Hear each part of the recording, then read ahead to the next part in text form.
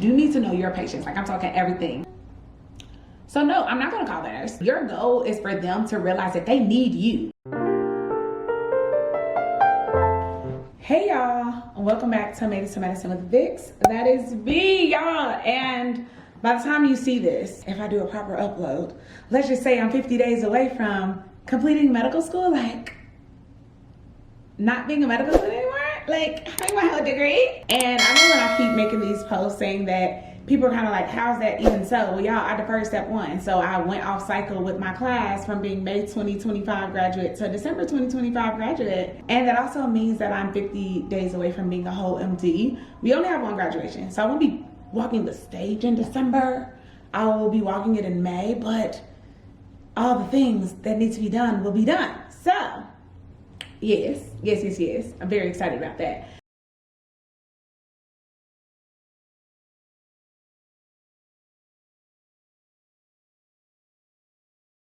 So I was unable to do an away rotation as like some months back. I was talking about how I was very excited to do an away rotation. Spoke to some people at school and they felt like I would perform really, really well for the simple fact that I am a people person. Like, I love being around people. I love to learn. I love to enhance my skills and to take on more tasks and push myself professionally. But when I didn't pass my surgery rotation, that ate up 8 weeks that I had that was extra. And including that 8 weeks, I was also supposed to like study for step 2.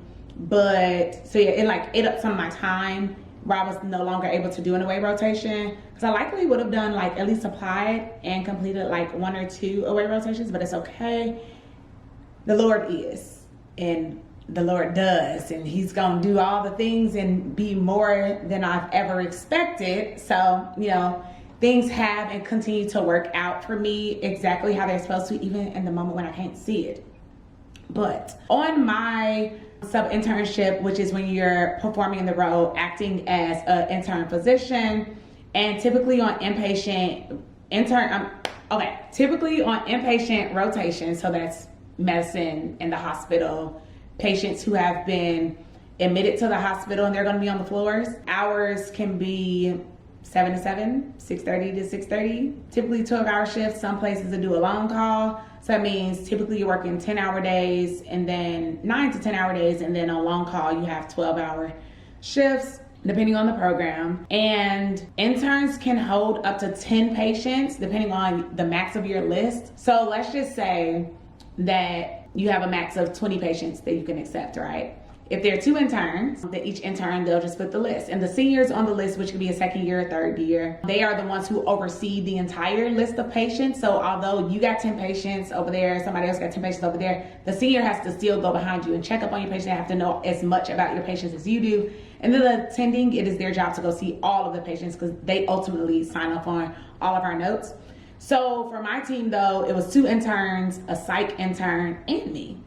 So with the list of 20 patients, each of us have like 5, right? So I believe I held maybe 4 or 5 patients max. And you always want to volunteer, like if there's a new admission, so that just means someone's in the emergency room and they're about to be a patient in the hospital, you want to volunteer to go and admit the patient. So that means going down to the ED, getting the history of present illness, okay, the old cards, onset, location, duration, aggravation, radiation, timing, and the severity, right? Oh, and characteristics, I forgot to see. So you want to get all that as the patient history. And then since they're in admission, you got to do a full admit note. So like social history, family history, any past surgeries, any medical history, any medications, any allergies. And then you do a physical exam, see if they need any imaging, or if the ED has done any imaging, review that before you go down there and see what that is. Has this condition happened before? So one of my admissions was asthma exacerbation, and the patient had an asthma attack before. So it was like, okay, when was the last time that you were admitted? Have you ever been intubated? Because I need to know, is this going to be a complex exacerbation, or is this like the worst it's ever been? What caused it, right? And then you need to know like the literature. Okay, what do we do for asthma exacerbations? We're gonna give some albuterol, and we're gonna give the nebulizer, and we're gonna do this probably like every hour.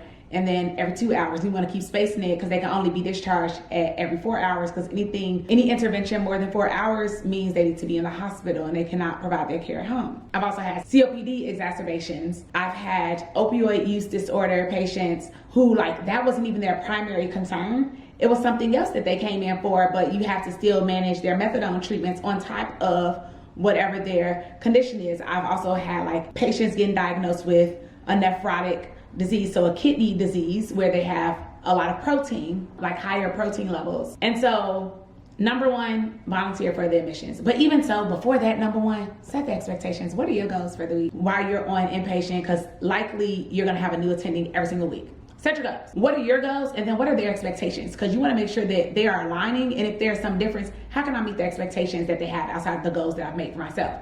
So goal for my first week was, okay, I haven't been on inpatient medicine in a while. Last time I was saying it was internal medicine, but it wasn't.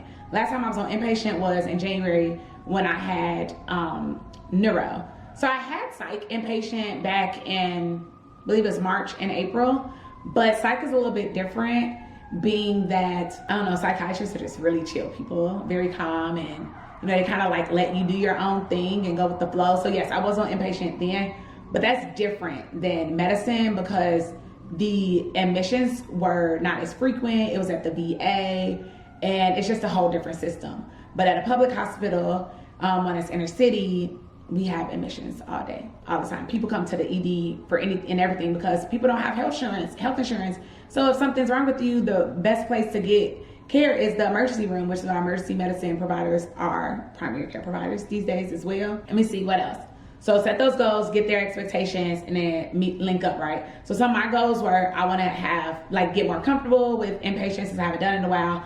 And then as I progress, it's like I want to put in the orders. Like I, as a fourth year medical student, I cannot sign orders, but I can put the orders in and then the resident can sign them for me. So you're talking about, oh, this patient, I'm giving you a plan saying like, oh, they need fluids. Okay, I'll put the order in. I'll do it. Oh, they need some Tylenol. Oh, I'll put that in. Oh, they need some ibuprofen. Oh, I'll put that in. Oh, we need to consult neuro, cardio, renal, palm. Oh, I'll put that in. And I'll follow up with the Epic chat and I'll CC you on the chat, like just taking initiative, being proactive. And then something else was I would like really, really push myself to create a plan. Like as a third year, it's like, okay, like you don't have to be right. And as a fourth year, you still don't have to be right. But like I should be a little further than I was for third year. So if I didn't know something, I'm using up to date. I'm using open evidence. I'm like looking up things. I'm looking up these algorithms for COPD exacerbation. I don't have to just miraculously come up with the information from my own head. Like there are resources that I can use. And then just knowing like, okay, what's the first line? Okay, SABA. Okay, then it's a corticosteroid. Okay, then it's a LABA. Like, all right, what's next? And so doing that, and also like being willing, anything changes with your patient, you need to communicate with the nurses. Some of the times they'll be like, oh, you can just Epic chat the nurse, or you can just call the nurse. I took a step further. Oh, don't worry about it. I'll go talk to the nurse and then I'll go see my patient again. Because like, it's very easy on inpatient to like pre-round, which means you going to see your patient before, at the start of the day. After you get signed out from the overnight team, they're telling you, were there any acute events overnight? And then I'm gonna check Epic and see like, okay, what are their vitals? What are their I's and O's? What are their inputs, outputs? So have they urinated? Have they had a bowel movement? Have they been eating? Have they been drinking? All these different things, right? And then I'm gonna look from the notes from the previous day, did any consult notes, were they updated? Okay, so pre-rounds, I do all that stuff, then I go see my patient. And then we round as a team, we did table rounds. So each of us, me and the interns, we would talk about our patients, we'll present them, and then later the attending will go see the patient. So technically, you don't have to see a patient no more. So the thing about inpatient is the hours are long. They're gruesome, they're tiring, but you actually do a little bit less. But as a fourth year medical student, I need to be making a good impression. So no, I'm not gonna call the nurse. No, I'm not gonna chat the nurse. Well, I'll do that too, but I'm gonna go talk to the nurse and then I'm gonna go talk to my patient. I'm gonna check in on them midday. After I've done all my notes and I have presented, let me go check and see like, how you doing? Because I don't want the only time you see me is every 24 hours. Like I need to continue to establish a rapport with my patients. That is something that's extremely important to me. So I did that. Just be flexible, right? So on the weekends, it's a hospital, y'all. Patients always gotta be covered. So over the weekend, sometimes I had to pick up somebody else's patients. So during rounds, like it's very easy to drift away and kind of like you've presented all your patients, now I don't have to pay attention anymore. Actually, you do, because come weekend, you might be picking up somebody else's patients and you don't want to be completely lost. I actually only had to pick up someone else's patients one weekend, but had I not been paying attention, the patient that I picked up was actually kind of complicated. I could have been lost and just be like, oh my gosh, and then you don't make yourself look bad, because if you start asking all these different questions, like, well, girl, where you been? Like, you've been in this room sitting here listening as much as I have been too. So that's something. And then like something else that I noticed, that I was a bridge, right? So when I was still on service, my residents, they left and then more residents came in. So this is also why it's important to know all of the patients, know the whole list. Like obviously if it's a list of 20, you're not expected to know all the patients frontwards and backwards, but you do need to know your patients. Like I'm talking everything. They would start asking like, oh, well, how long has this patient been in the hospital? Without looking it up, I'm like, they were admitted 5 days ago. And they were admitted for this reason, but now their primary concern is this because that one is now a resolved hospital issue. Like I'm not wasting time to say, oh, hold on, let me gather my thoughts, let me collect my bearings. No, I just knew it. Obviously the first few days, and by first few days, I mean the first day or two, I didn't know as much because I mean like I'm new, everybody knew, it's fine. But once my residents left and I had new residents to come in, one of them, it was their first time being a senior, and they were like, okay, well, I'm trying to figure out these things about this patient. I'm like, oh yeah, when such and such was the resident on the case, these are the things that they were doing with that patient. Mind you, these had never been my patients, but I was paying attention. I'm being an active player on the team. So your goal is to be helpful. Like literally, your goal is for them to realize that they need you because you're not dead weight. You're actually making their load a little bit lighter. And that's ultimately why I believe that I honored the rotation. What did I do with those evaluations? I actually want to read those to y'all. Hold on. I don't even think I got them. Let me get my computer. Okay, so I'm in this era where I'm really trying not to hoard papers anymore. And so I threw them away because I have them digitally. So I'm gonna log into this website so I can read y'all the evaluations that I got. Clerkship score and grade report. And y'all don't understand, when I saw honors, I have never honored overall a rotation. Like I got an honors for psychiatry, but overall I got a high pass. And so to see honor on a sub-internship, which is arguably the most important, right? Because it's me as a 4th year acting as an intern, like a resident physician, which is what I'm gonna be next year. Bomb, bomb, bomb. So, okay, when they inputted this one, it got a little cut off.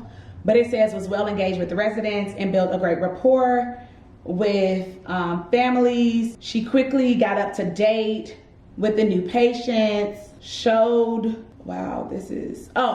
great improvement in the week on the presentations during rounds, and was thoughtful. Oh, and Dr. Handwriting is so funny. But basically saying that I showed initiative and I was looking up things. Like when you're doing something and like you have downtime from the team, let them know what you're doing. Because like, yeah, I'm studying to be better on shift, but if I'm just sitting there at the computer and I'm quiet, they don't know what I'm doing. It could look like I'm just texting or, you know, I'm doing something personal because I was also studying for step 2, but I wasn't doing it during that shift. So I had mentioned something to the doctor from the day before. I was like, oh, I was looking this up based off what you said yesterday and here's what I gathered. And then also I wasn't good at something else and I was like, okay, can you show me this? And after they showed me, I went in online, I found a little website to better hone my skills. So it was like, you know, proactive, that's the name of the game. And another one was, Vicky was a delight to work with. On her sub-I, she was very strong with care. She pushed herself to take on a very complicated patient with polysubstance use disorders and learned a lot about managing opioid use disorder. She also was excited to participate and develop a great rapport with these patients. Okay, and so another one of these is like really my favorite, how in detail that they put things. But this was for my first week, like week 1. Student was well prepared for rounds each day, took responsibility of patients assigned, and was a well integrated member of the team. Was a pleasure to work with. First of all, thank you for telling me that I was well prepared and I was well integrated, because hashtag team no dead weight over here. And now this one, they put so much.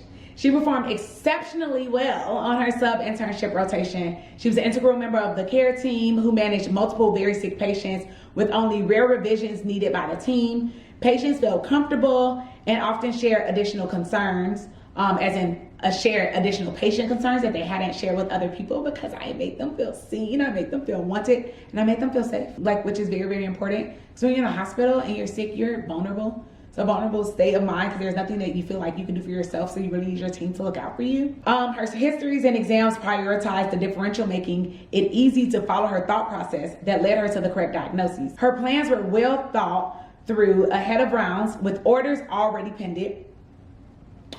Her documentation was appropriate and timely. Vicky was a joy to be around and will be a welcome addition to any resident program. Drops mic. So all that to say is frequently seek feedback, y'all. Like, I can't say it enough. I know it can be awkward to receive feedback, especially if it's not feedback that you feel like you've done the best, but that's the goal. Get it so you can correct whatever it is and perform better. Like at the end of this week, there's gonna be a new attending that comes on the next week. And you don't wanna go through 4 weeks of a sub-internship having done the same thing the entire time and having not grown. So just remember something I've been talking about in therapy, like it's not personal. It's not personal, it's not personal. It may feel personal because you're asking about personal feedback, but the goal is to grow. The goal is to be better, and the goal is so your patients can receive adequate and appropriate care. So a long TLDR, too long don't read, is set your goals for yourself at the beginning of every single week. Ask the attending for their expectations. Also ask the residents because you're gonna spend more time with them. Be proactive.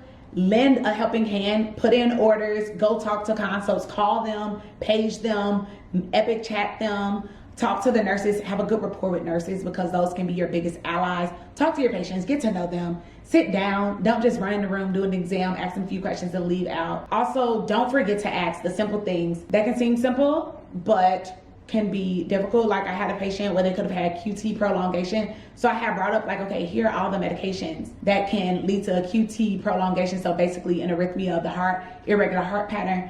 And here are the things. So, hey y'all, we just ordered them some Zofran, which is ondansetron, and that can also prolong the QT. Saying that out loud and not just assuming that everybody already knows that shows what you know. And it's really giving like, oh, that girl, she knows something and she be on her toes, she thinking on her toes, she thinking ahead. And yeah, like you really do want to be an integral part of the team so that not only you can honor your rotation too, but then like you go into whatever like next rotations and next life steps of being an actual doctor working with patients and having used all of that information, all those skills, that tool building just to be a better provider. Okay, if y'all have any questions, want to know anything additional about sub-internships, definitely let me know. Drop a question down below, and yeah, I'm happy to answer anything that I can. But keep on, let that playlist run, watch some more videos, give me some ideas of other things that y'all want to see. I am gonna go into my application at some point. I'm gonna get around to it. Y'all see I'm at the end of medical school, is giving senioritis. But we're staying focused, right team? We're staying focused and we are doing it. So yeah, be the best you. Show up every day like you wanna be there, cause you do. All right, see y'all next time, bye.